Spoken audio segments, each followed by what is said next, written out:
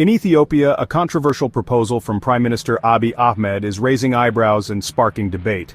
The plan? To collect nominees for leadership positions in the war-torn Tigray region via email. Tonight we unpack this decision, examining its legal standing, its practicality, and its implications for a nation already on edge.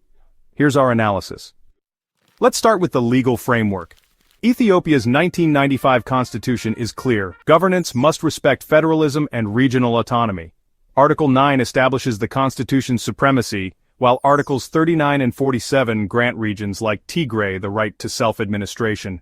The 2022 Pretoria Peace Agreement, which ended the brutal Tigray War, further outlined a process for restoring the region's leadership, through dialogue, not digital shortcuts. Yet Prime Minister Abiy's email nomination plan sidesteps these principles. Critics argue it's a unilateral move by Addis Ababa, undermining Tigray's constitutional rights and the peace deal's commitments. There's no provision in Ethiopia's legal framework for selecting regional leaders through an inbox. This raises a critical question: is this innovation or overreach?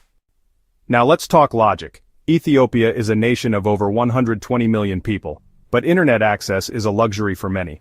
According to the World Bank, only about 25% of Ethiopians are online, with rural areas, like much of Tigray, lagging far behind. This is a region still recovering from war, millions displaced, infrastructure in ruins, and basic services disrupted. Expecting Tigrayans to nominate their leaders via email isn't just impractical, it's disconnected.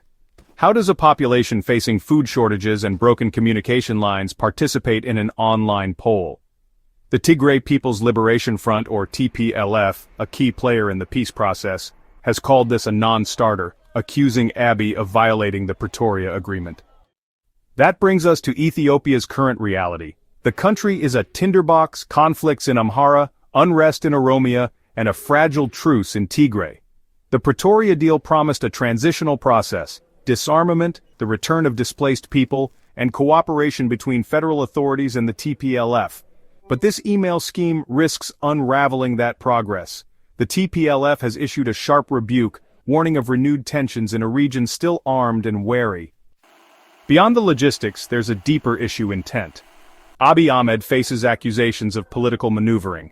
This proposal shifts responsibility onto Tigrayans to suggest leaders, while dodging the hard work of negotiation and reconciliation, work that Ethiopia desperately needs. It's a move that looks less like leadership and more like a gambit to centralize control, at a time when trust in the federal government is already razor-thin. Critics call it a betrayal of Ethiopia's constitution, its federal system, and its people. In a nation scarred by division, Abiy's email experiment could deepen wounds rather than heal them. So what's next? If the Prime Minister is serious about stability, he'll need to ditch the digital gimmicks and return to the table, engaging Tigray and other regions through legitimate, inclusive means. Strategies, negotiations, Anything less and international risks pushing relations Ethiopia unfolds. closer to the brink.